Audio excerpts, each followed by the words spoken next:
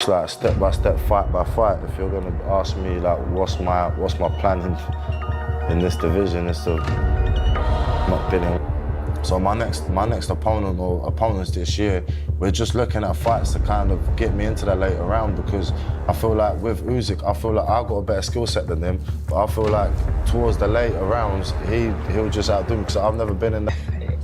Mate, I don't know. I'm just sick to death with it. I don't know what the answer is. I ain't got the answer. It's just. Moses Itauma didn't just step into the ring against Dillian Whyte. He stepped into boxing's ongoing battle for integrity. At just 19 years old, the heavyweight phenom delivered a brutal verbal knockout to Whyte after yet another failed drug test, tarnished the veteran's already controversial career, and rightly so. Moses is not just another threat. Obviously, since I started my career, all of them posed a threat to me. So obviously, like with Dillian Whyte, it's just trying to execute the game plan as you. Throwing punches, he's carrying the moral torch for the sport. Whyte's reputation has been sinking for years, weighed down by doping controversies, lackluster performances, and a pattern of failed accountability. This latest scandal adds another dent to a career riddled with chaos. Once again, no matter what drugs you take, it doesn't make you a better fighter. Might make you stronger, might make you fit. It doesn't make you a better fighter. That's proof. You know, so until more news comes out. The narrative around Dillian Whyte isn't about boxing excellence. It's about another circus of excuses, legal wrangling, and shattered trust. Johnny Nelson, a respected voice in British boxing, captured the frustration shared by fans across the globe. His tone was scathing, his disappointment clear. Enough is enough. The comparisons to Conor Benn, another fighter caught up in performance-enhancing drugs. Strikes you out. I mean, you know, we've crucified some people, some fighters for popping one time. You know what I'm saying? So, I mean, you know what I'm saying, and Dillian should be no different. You know what I'm saying? I don't know what the situation is, but to be caught 3 times. And just to paint the narrative that they do, you know what I'm saying, and it's bad for boxing. Drug scandals tell you everything. It's not just a personal failing anymore. It's systemic. Another black mark on a sport struggling to clean up its image. And while Whyte's team throws up smoke screens and thin legal threats, Moses Itauma rises. He's everything Whyte used to be. Fucking hell, cheating bastard. You know, that's the initial reaction. Whether it's a first fail or a third fail, that's the initial reaction. Your gut reaction is. But then obviously we don't know what he's failed for yet, and we don't know what it is. But then when it's someone that's failed 3 times, or this is the third adverse reaction. Hungry, dangerous, exciting, but without the baggage. Moses is all business, all talent, and all clean. That's the contrast that speaks volumes. Michael Hunter didn't mince words either. The American heavyweight contender made it crystal clear. 3 strikes, and you're out. Hunter's stance cuts to the heart of the issue. 1 failed test is already a serious breach, but 3, that's... Let the penny drop that the fight could never go forward. And some of the stuff that's come out since about people being, the board being sued and something, it's just a non-runner.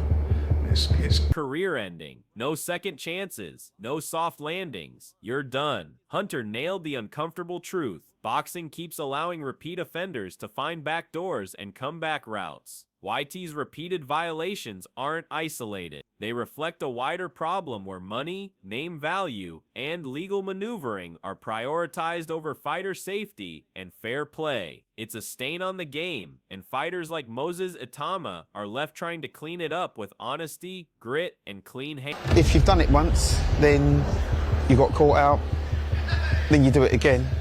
It can't be contamination, can it? Because you've been caught twice for doing the same thing. So, if it was me, take his license away. Because you cannot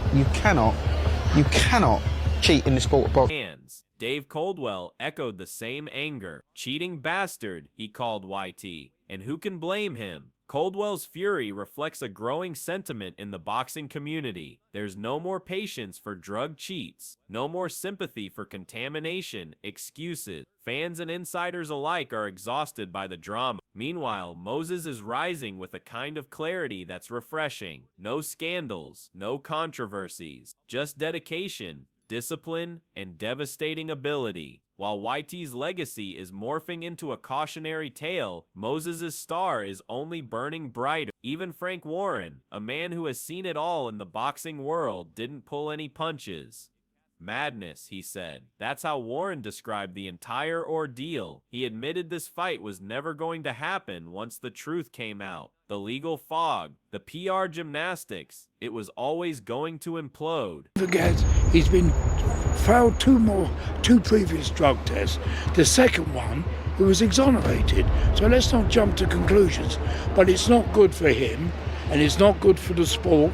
And Warren didn't sugarcoat it. The damage is done. The chaos is real. While Whyte's team scrambles in panic mode, Moses remains laser-focused. He's not just preparing for a fight. He's preparing for a takeover. He's not caught in headlines. He's earning them with hard work and terrifying talent. Duke McKenzie, a former world champion himself, delivered the most sobering perspective. In a sport where lives are literally on the line, cheating isn't just unethical, it's criminal. This isn't football or tennis. McKenzie reminded everyone, this is a brutal, dangerous arena where gloves become weapons. If you're juicing to gain an edge, you're not just trying to win unfairly, you're risking someone's life. Whyte has crossed that line, and there must be consequences, permanent ones. The old excuse of contamination doesn't hold water anymore. That story wore out its welcome years ago. Colin Hart, one of boxing's most... Listen, I've always been strong on that.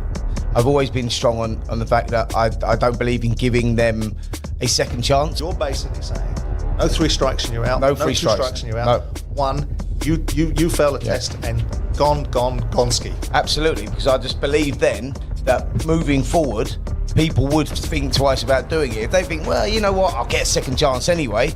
You know, I might get... Respected journalists offered an honest assessment. Hart, despite his years of experience and attempts at balance, couldn't defend Whyte's track record. Yes, 1 failed test could be misfortune, but 2, 3, that's a pattern. Even if we don't know every substance involved, the perception is unavoidable. Dillian Whyte's credibility is in tatters. Hart's effort to remain fair is admirable, but the sport isn't a courtroom, it's a battleground, and public opinion moves faster than verdicts. This mess doesn't just impact Whyte, it stains the sport as a whole. Every scandal chips away at the trust between fighters and fans. Every failed test makes the uphill climb for rising stars even steeper. Fighters like Moses Itauma aren't just battling opponents in the ring, they're battling the reputation that the sport is dirty, broken, and unfixable. Spencer Oliver didn't hold back either. For him, the solution is clear. Fail once and... Whyte and his team will be working to what he has to do now, clear his name and make sure he convinces everybody who thinks he's guilty that he's not. And you know, we live in an age where you're supposed to be innocent until proven guilty. Right now I think he's guilty until proven innocent.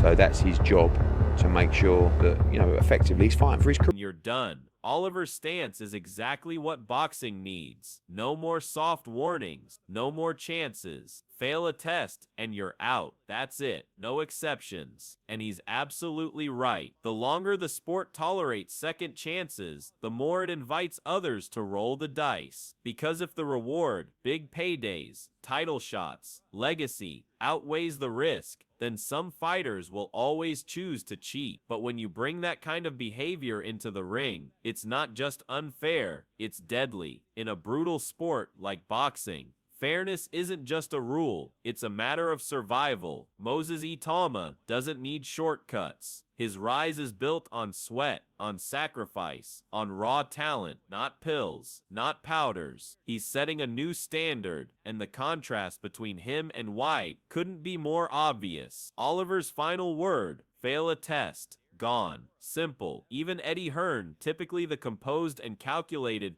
But the idea, what he is he's able to fight. The idea that he is cleared beyond any reproach is for the birds. I disagree. I mean, we're never You going to would. agree on it. We're never going to agree on it. Well, But you when guys you probably don't would- receive a you guys fine, probably when wouldn't you agree don't on it. receive a ban, when you are cleared and not, the reality is he has not been found guilty. Right. Right. All He's right. failed 2 drug. Motor had to admit that Whyte's future is now hanging by a thread. Hearn, who stood by Whyte through thick and thin, now sounds unsure, and that shift in tone says it all. What used to be a defense now feels like A guy who's 24 years old, who's got his always faculties right, getting trained by one of the best trainers in the United Kingdom, and then mate, it's like you got more chance of winning the lottery than you beating that Moses Itauma. Let's be honest about it. damage control. Hearn knows how this game works. In the age of social media, public opinion is ruthless, and when a fighter fails a drug test, it's not innocent until proven guilty. It's an immediate PR disaster. For Whyte, this isn't just about clearing his name legally, it's about salvaging whatever is left of his career, and that climb looks nearly impossible. While Whyte fights courtroom ghosts, Moses fights in the gym. He's sharpening his skills, leveling up with every sparring session, staying locked in. That contrast, one fighter surviving backlash, the other building momentum, is the defining story of this matchup. Hearn, in a rare moment of brutal honesty, admitted that this could be career-defining, and if Whyte doesn't turn things around fast, he might be done for good. Simon Jordan didn't fall for the PR spin either, and he shouldn't. The idea that Whyte somehow cleared beyond reproach. Everything, because he knows it's last chance saloon for him. He needs the victory here. So, look, we find out just how good Moses Itauma is, I think, on the 16th of August when he boxes Dillian Whyte, because I think he wins it and wins it in style. But everyone they put in front of him so far, he's just dismantled. I think this kid's going to go on and win. Is laughable when you're staring at multiple failed tests. Jordan put it plainly, boxing isn't a courtroom, it's a sport built on trust, and Whyte violated that trust. Period. Compare that to Moses Itauma, a young gifted athlete who's passed every test, fought every fight clean, and is earning respect the hard way. The fans see it, the insiders feel it. One fighter's legacy is crumbling, the other's is being written in real time. You can't accidentally lose credibility twice, Jordan said, and he's right. At this point, redemption for Whyte is a fantasy, not a plan. Derek Chisora, never one to hold back, laid it out bluntly. Against Moses, Dillian wouldn't stand a chance. You've got a better shot at winning the lottery, Chisora quipped. And the scary part, he's not wrong. Spencer Oliver doubled down, but with praise. He didn't just say Moses would win. And look, Moses is an exceptional talent. You know, he's been in the game a long time. He's got a very, long-standing amateur record and pedigree as well. He said he'd win in style. That's the kind of prediction you don't ignore. Moses Itauma has the full package. Ferocious power, elite footwork, and composure that belies his age. This stage isn't just about winning, it's about showcasing greatness. And It'd be a quick night for Moses Itauma, or it could be a banana skin where he's in for a war and he could get dragged into deep water. Either way, it's good for Itauma because we're going to see what he's all about, or is he going to have another quick night? You have to see.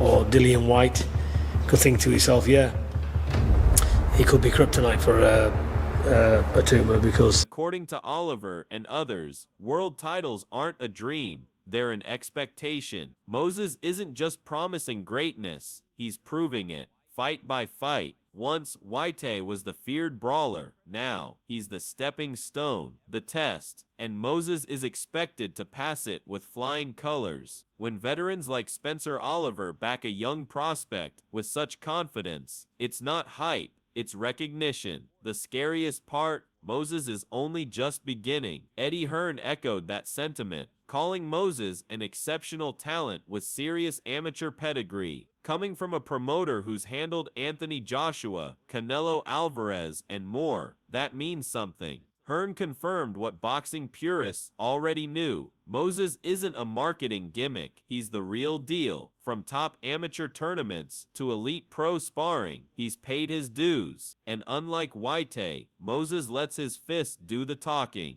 That's what fans respect. That's what the sport needs. Hearn's praise is more than promotional fluff. It's validation. Moses is bankable, marketable, and above all, dangerous. If Whyte thought this was going to be just another comeback chapter, he was wrong. Moses isn't part of the old guard. He's here to end it. Even Peter Fury, usually cautious and measured, admitted that Moses is coming for war. Whether this is a quick demolition job or a drawn-out battle, one thing's certain, Moses is bringing everything. This fight, if it ever happens, is more than just a contest of fists. It's a clash of eras, a clean, focused, young lion versus a tainted veteran running out of road. Moses Itauma isn't just a rising star, he's a force, and his dismantling of Whyte, with words, with presence, with purpose, is symbolic of a larger shift in boxing. It's the future versus the past. And if Moses does what most expect, he won't just win. He'll close the final chapter of Dillian Whyte's controversial career. Now we ask you,